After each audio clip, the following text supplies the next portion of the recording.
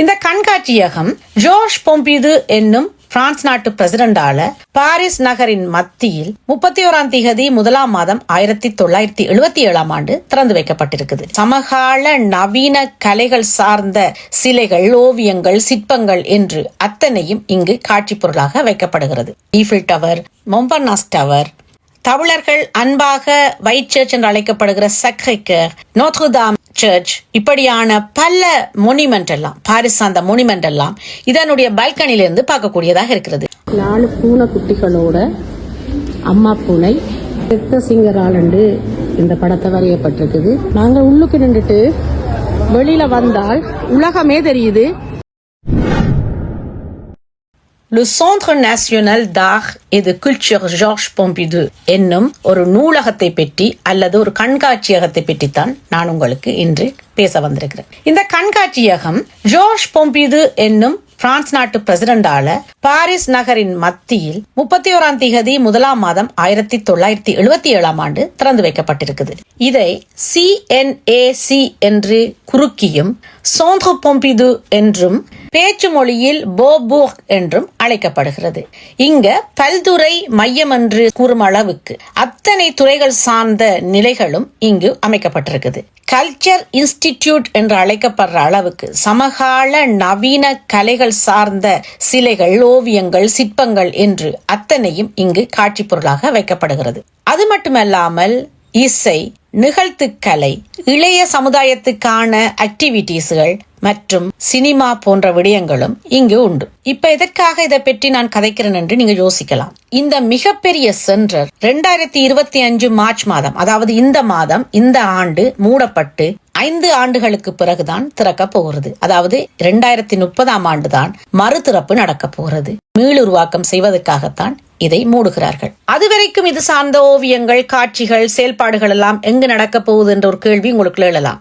6 avenue to மரேஷல் கோயனிங் என்ற தெருவில 91-300 department மசி என்ற ஊர்ல இதன் காட்சி பொருட்கள் எல்லாம் இடமாற்றப்பட்டு அங்கு மக்களின் பார்வைக்கு வைக்கப்படுகிறது. ஆனால் இதுக்குள் செல்வதற்கு எப்பவும் கட்டணம் செலுத்திதான் செல்ல வேண்டும்.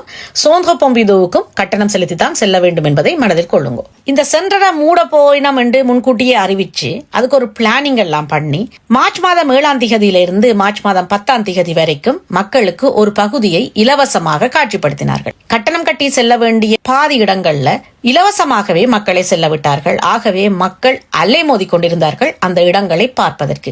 அப்படியாகத்தான் எனக்கும் எனது நண்பி வாயிலாக அந்த வாய்ப்பு கிட்டியது. போகவா விடவா என்று இருமனங்களில் இருந்துவிட்டு பரவாயிலே சென்று பார்த்து விடுவோம் என்று வேகமாக சென்று பார்த்து மகிழ்ந்தேன். அதைத்தான் உங்களுக்கு இன்று காட்சிப்படுத்தி கொண்டிருக்கிறேன். பாரிசின் மைய பகுதியில இது அமைந்திருக்கிறதால இதன் வெளிப்பகுதிகள், அதாவது மொட்டை மாடி மாதிரி அல்லது பால்கனி மாதிரி பல இடங்கள் இருக்குது. அந்த இடங்கள்ல இருந்து பார்க்கும் பொழுது ஈஃபில் டவர், மொம்பர்னாஸ் டவர், தமிழர்கள் அன்பாக வைட் சர்ச் என்று அழைக்கப்படுகிற சக்ரே-கேர், நோத்ருதாம் சர்ச், இப்படியான பல மொனிமெண்ட் எல்லாம், பாரிஸ் சார்ந்த மொனிமெண்ட் எல்லாம் இதனுடைய பால்கனிலிருந்து பார்க்கக்கூடியதாக இருக்கிறது. 6 மாடிகளை கொண்ட இந்த கட்டட அமைப்பில ஒவ்வொரு மாடியிலையும் பால்கனி இருக்குது. அந்த பால்கனிலிருந்து தாராளமாக பொதுமக்கள் பாரிஸின் எழில ரசிச்சு பார்க்கும் வண்ணம் செய்யப்பட்டிருக்கிறது அந்த கட்டட அமைப்பு. ஒவ்வொரு மாடிக்கு செல்வதற்கு மூவிங் ஸ்டெப்ஸ் அமைக்கப்பட்டு அல்லது படிகளும் அமைக்கப்பட்டிருக்கிறது. 2 வாயிலாகவும் நாங்கள் மேலும் கீழும் சென்று வரலாம். நவீன கலையின் மீது மிகப்பெரிய விருப்பு கொண்ட ஜோர்ஜ் பொம்பிது என்னும் பிரான்ஸ் நாட்டு பிரசிடென்ட் தங்கள் நாட்டில் பாரிஸ் மண்ணில் அதற்கான ஒரு மையம் அமைக்க வேண்டும், ஒரு சென்டர் அமைக்க வேண்டும் என்ற எண்ணப்பாட்டில் தான் இந்த சென்டர் உருவானதாக கூறப்படுகிறது. இங்க என்னென்ன கலெக்ஷன் எல்லாம் இருக்குன்னு பார்ப்போம். மாடர்ன் ஆர்ட், சமகால ஆர்ட்ஸ், சிலைகள், ஓவியங்கள், கிராபிக்ஸ் ஆர்ட்ஸ், போட்டோகிராபிஸ், புதிய ஊடகங்கள் சார்ந்த விடயங்கள், கட்டடக்கலை சார்ந்த விடயங்கள், வடிவமைப்புகள் சார்ந்த விடயங்கள், ஓவியங்கள் மற்றும் சினிமாவும் பார்க்கக்கூடிய மாதிரி இங்கு வசதிகள் செய்யப்பட்டிருக்குது. உலகத்தில மிக முக்கியமான நவீன சமகால ஓவியங்கள்ல 2ல் 1 இங்கு உள்ளதாகவும் சொல்லப்படுகிறது. அது மட்டுமல்லாமல் ஐரோப்பாவில முதல் வாசிப்பு நூலகமாகவும் இது அமைந்துள்ளதாம். 2019 ஆண்டு 32,73,867 பார்வையாளர்கள் அல்லது ரசிகர்கள் இங்கு வந்து சென்றிருக்கிறார்கள். கிட்டத்தட்ட ஒரு நாளைக்கு 10,595 பேர் விசிட் பண்ணியிருக்கிறார்கள் என்று கூறப்படுகிறது. ரென்சோ பியானோ, ரிஷார்ட் ரோஷே, ஜியான் பிராங்கோ பிரான்சினி மூவரும் தான் இந்த கட்டடத்துக்கான கட்டட வடிவமைப்பை செய்திருக்கிறார்கள். இது இவ்வளவு காலமும் அமைந்திருந்த இடம் பிளாஸ் ஜோர்ஜ் பொம்பிது என்ற வீதியில பாரிஸ் 4 அரண்டிஸ்மோல அமைந்திருக்குது. இது அமைந்திருக்கும் சுற்று வட்டாரத்தை சொல்லுவது கார்த்தியே சாமேரி என்று. இந்த மையம் ஆயிரக்கணக்கான பணியாளர்களுக்கு வேலை வாய்ப்பையும் அள்ளி அளித்திருக்கிறது. தற்காலிகமாக மூடப்பட்டிருக்கும் இந்த மையம் மறுபடியும் 2030 ஆண்டு புதிய பொலிவுடன் காட்சியளிக்க இருக்கிறது. 5 ஆண்டுகள் கழித்து இது எப்படியான வடிவமைப்பை கொண்டு வருகிறது என்று. இன்னும் 5 ஆண்டுகள் ஓடிச் சென்றுவிடும். அதன் பின் இதன் கட்டட அமைப்பை பார்க்க நானும் காத்திருக்கிறேன். நீங்களும் காத்திருப்பீர்கள் என்ற நம்பிக்கையுடன் உங்களிடமிருந்து விடைபெறுகிறேன். உங்கள் பிரியாளவன். நன்றி, வணக்கம். 4 பூனை குட்டிகளோட அம்மா பூனை, பெண்பால் பூனை என்றால ஷாத் என்று சொல்றது.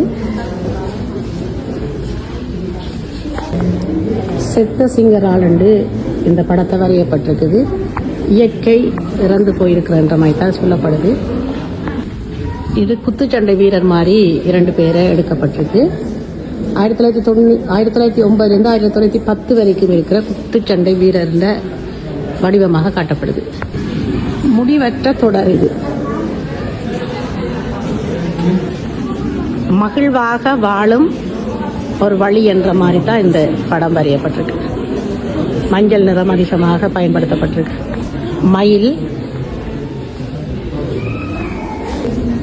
இதில் இவன் என்ற ஊராக்கள் ஒரு கிராமத்தாக்களை காட்டுற மாதிரி ஒரு பெண்ணுடைய போர்ட்ரேட் இது. இங்க சுத்தி பார்க்கறது மிக கடினம். ஒவ்வொரு இடத்துக்குள்ளாலையும் போய் உள்ளுக்குள்ளுக்கு போகுது.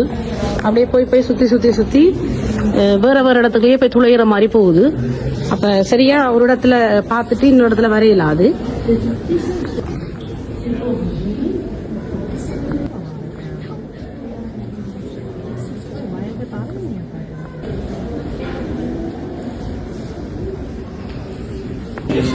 இதுக்கும் ஒரு ரிதம் என்று தான் சொல்லப்படுது.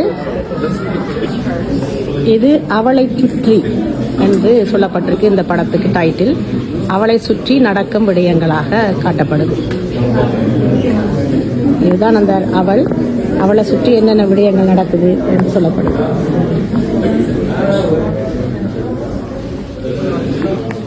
சிவப்பு கூரைகள் இதுக்கு டைட்டில். இந்த வீடெல்லாம் சிவப்பு கூரைகளாகவே இருக்குது.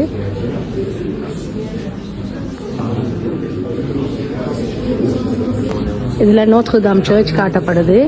ஞாயிறு என்று அழைக்கப்பட்டிருக்கு இந்த படத்துக்கு. ஞாயிற்றுக்கிழமையில பிரான்ஸ் நாட்டில் அந்த காலத்தில் வாழ்ந்தவர்கள் சர்ச்சுக்கு போவினம். அதை அடையாளப்படுத்தி காட்டப்பட்டிருக்கு. என்னுடைய மனைவிக்காக என்று இந்த படம் வரையப்பட்டிருக்குது. இந்த திருமணமான தம்பதிகள் 2 பேர் இருக்கினம். சர்ச் மாதிரி ஒரு வடிவத்தை காட்டப்படுது. இன்ஸ்ட்ருமெண்ட்ஸ் வாசிக்கிறார்கள் இருக்கினம். அப்படி என்னுடைய மனைவிக்காக என்று சொல்லி இந்த படத்தை காட்டியிருக்கு. ஈஃபில் டவர் அருகே திருமண தம்பதிகள் அல்ல ஈஃபில் டவர் திருமண தம்பதிகள் என்று சொல்லப்பட்டு இந்த படம் டைட்டில் கொடுக்கப்பட்டிருக்குது. ஊரினுடைய ஆத்மா அல்லது ஊரினுடைய உயிர் என்று இந்த படத்துக்கு சொல்லப்பட்டது. இல்லை ஜேசு கிறிஸ்து மாதிரி ஒருத்தர் இருக்கிறார். சில பெண்கள், ஆண்கள், பறவைகள் என்று சொல்லி பின்னுக்கு ஒரு ஊர்மனையை காட்டப்பட்டிருக்குது. ஃபான் லாட்டின் இளையவர் என்றொரு டைட்டில் கொடுக்கப்பட்டிருக்கு. இதற்கு பேர் குற்றஞ்சாட்டுதல் என்று சொல்லி வரையப்பட்டிருக்குது. கோட்டா அல்லது சர்ச் ஆண்டு புரியல. முழுவதுமாக வாசிச்சா கதை சொல்லலாம். ஆனால் ஒன்றை வாசிச்சு கொண்டிருக்க நேரம் காணாமல் இருக்கு. இது காத்திருப்பு அல்லது பொறுமை இரண்டையும் சொல்லலாம். இது கான்ஃபிடன்ஸ் என்றதுக்கு பெயரிடப்பட்டிருக்குது. ஆடையற்ற முதுகு என்று இதுக்கு சொல்லப்பட்டது. அக்குவா பாத்திரத்துக்கு பேர் வைக்கப்பட்டிருக்குது. இந்த ஜிம்னாஸ்டிக் அதில் செய்கிற அதே சொல்றது. இது தொழில் கற்றுக்கொள்பவர் அல்ல தொழிலை கற்றுக்கொள்பவர் என்று சொல்லி அப்ரோன்கி ஊப்ரியே என்று சொல்லப்படுது. இது க்ளூன் கோமாளி. இது இத்தாலி மொழியில பொலிசினல் இதுக்கு பெயர் வைக்கப்பட்டிருக்கு. பொலிசினல் என்றால் கோமாளி என்று சொல்லப்படுது. கோமாளி மாதிரி ஒருவர், அந்த கழுத்துல துணி வெள்ள துணி கட்டி இருக்கிறதையும் பார்க்க, பெரிய மூக்கு எல்லாம் பார்க்க கோமாளி இவர். சூரியன் மறைகிற நேரத்தில் ஒரு ஊர் எப்படி இருக்கும் என்றது காட்டப்படுது. போயட் பிலிப் சுப்போல்ட் என்றவருடைய படம், ஓவியம். அமெரிக்காவை சார்ந்த ஒரு இளம் பெண்ணின் நடனம் என்று போடப்பட்டிருக்கு. திருமண வைபவம் அல்லது ஒரு விழா காட்சி. மரம் என்று இதுக்கு பெயரிடப்பட்டிருக்கு. 1910ஆம் ஆண்டு இது வரையப்பட்டிருக்கு. செஸ் விளையாட்டு வீரர்கள் 1911ஆம் ஆண்டு வரையப்பட்டிருக்கு. மாறுபட்ட மனிதர்கள் அல்லது வித்தியாசமான மனிதர்கள் 1913ஆம் ஆண்டு வரையப்பட்டிருக்கு. சமாதான புறா கிட்டாரோட ஒரு பெண்மணி 1913ஆம் ஆண்டு வரையப்பட்டிருக்கு. இலை துளிர் காலம் 1911ஆம் ஆண்டு வரையப்பட்டிருக்கு. ஆடையற்ற ஒரு நிலை 1907ஆம் ஆண்டிலிருந்து 1908ஆம் ஆண்டு வரைக்கும் வரையப்பட்டதாக சொல்லப்பட்டிருக்கு. 1913ஆம் ஆண்டு வரையப்பட்டது அலெக்சே வோன் ஜாவ்லான்ஸ்கி என்பவரால். 1909ஆம் ஆண்டு ஹீஸ் கான் டோன்ஷன் என்றவர் வரைஞ்சிருக்கிறார். நினி என்ற நடன மங்கையை. ஜெர்மன் நாட்டவருடைய ஆடையில் ஒரு பெண்மணி 1913லேருந்து 1920ஆம் ஆண்டு வரைக்கும் வரையப்பட்ட படம். ஒரு பெண்மணி தன்னை அலங்கரிக்கிற மாதிரி அல்லது தன்னை கழுவிக்கொள்கிற மாதிரி சுத்தப்படுத்துகிற மாதிரி காட்டப்படும். 1914ஆம் ஆண்டு வரையப்பட்ட படம் எமில் மோல்ட் என்றவர் வரைஞ்சிருக்கிறார். கேதுலார் தமிஸ் என்று இந்த படத்துக்கு பெயரிடப்பட்டிருக்குது. 1906லேருந்து 1907 வரைக்கும் வரையப்பட்டிருக்கு. ஓவியம் வரைபவர் தன்னுடைய ஓவியம் வரையும் இடத்துல இருக்கிற மாதிரி இந்த படம் வரையப்பட்டிருக்குது. ஓவி மச்சீஸ் என்றவர் இந்த படத்தை வரைஞ்சிருக்கிறார். நடிகை கிருத்தா முசா என்றவருடைய தோற்றத்தா இது வரையப்பட்டிருக்குது. 1916 வரையப்பட்டிருக்கு. ஜன்னல் உரத்திலிருந்து வயலின் வாசிக்கும் வயலினிஸ்ட் என்று சொல்லி 1918 வரையப்பட்டிருக்கு. இவர் மிகப்பெரிய பணக்காரரான ஆகஸ்ட் பெலிகான் என்றவரை மோகி மச்சிஸ் என்றவர் 1917ஆம் ஆண்டு வரைஞ்சிருக்கிறார். வெள்ளையும் பிங்களரும் கலந்த ஒரு முகம் என்று சொல்லி மோகி மச்சிஸ் தான் வரைஞ்சிருக்கிறார் 1914ஆம் ஆண்டு. போச்சார் என்றவர் வரைஞ்ச படம் ஒஹியோந்தல் என்று இதுக்கு பெயரிடப்பட்டிருக்கு.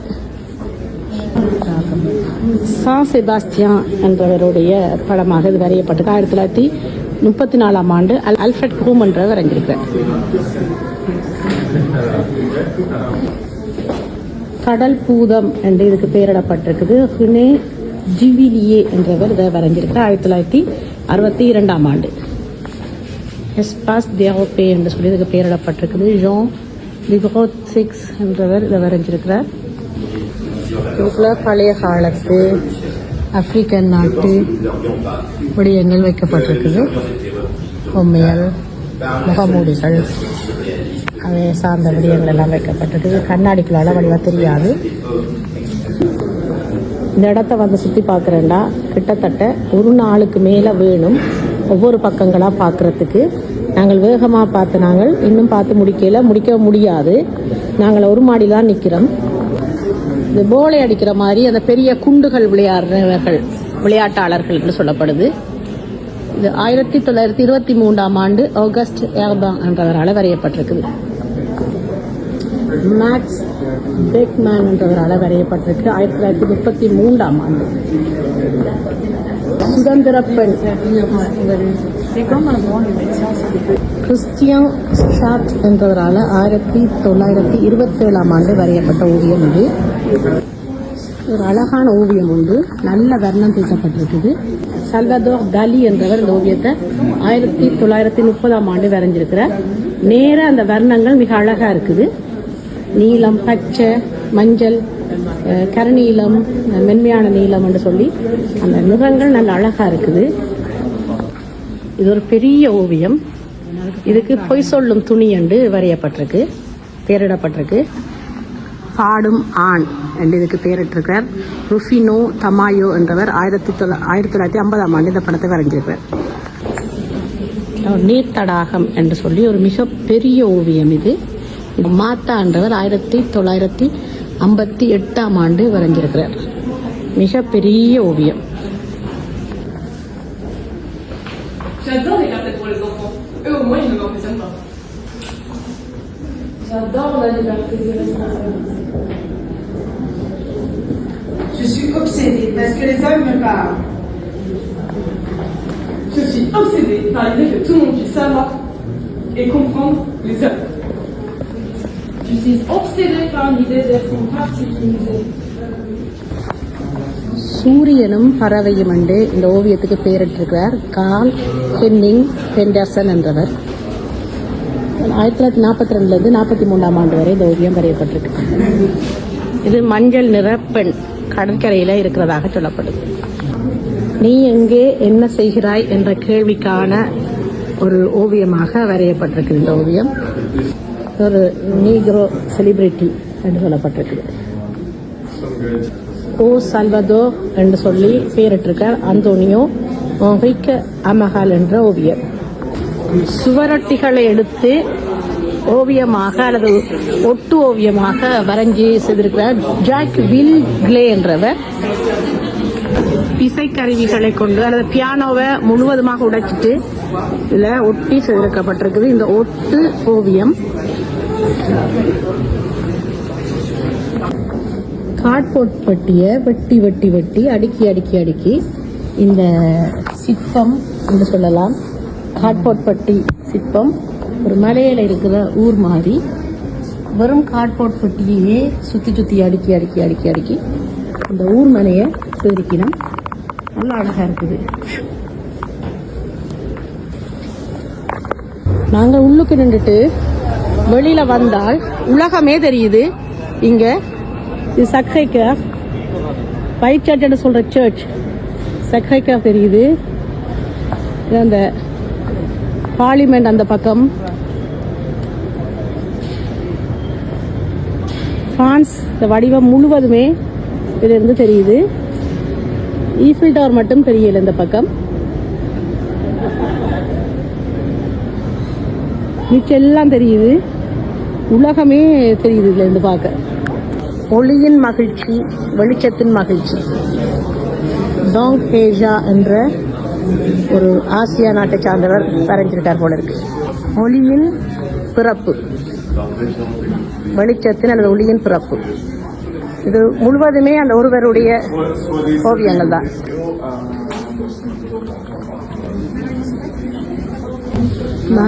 பாங்கேட் ஷா என்றவருடைய ஓவியங்கள்லாம் அத்தனையும் எல்லாமே ஒளி பற்றிய அல்லது வெளிச்சம் பற்றியதாகவே அந்த ஓவியங்கள் எல்லாம் இருக்குது. இந்த ஓவியங்கள் எல்லாம் இருட்டு அறைக்குள்ள அந்த ஓவியங்களுக்கு மட்டும் ஒளி கொடுக்கப்பட்டு பார்வைக்கு வைக்கப்பட்டிருக்கு. பாங்கேட் என்றவர் சவுத் கொரியன் ஆள். அந்த ஆர்டிஸ்ட் இந்த ஓவியங்கள்லாம் இதெல்லாம். ஒரு பக்கத்தில் பாரிஸ் இந்த ஒரு பக்கம் தெரிய, இங்க ஈஃபில் டவர் இந்த பக்கம் தெரியுது. இல்லை லா தேஃபான்ஸ் என்ற இடம் தெரியுது. இதில் வந்து சக்ரைக்கர் என்ற நாங்கள் ஒயிட் சர்ச் என்று செல்லமாக அழைக்கிற சக்ரைக்கர் என்ற சர்ச் தெரியுது.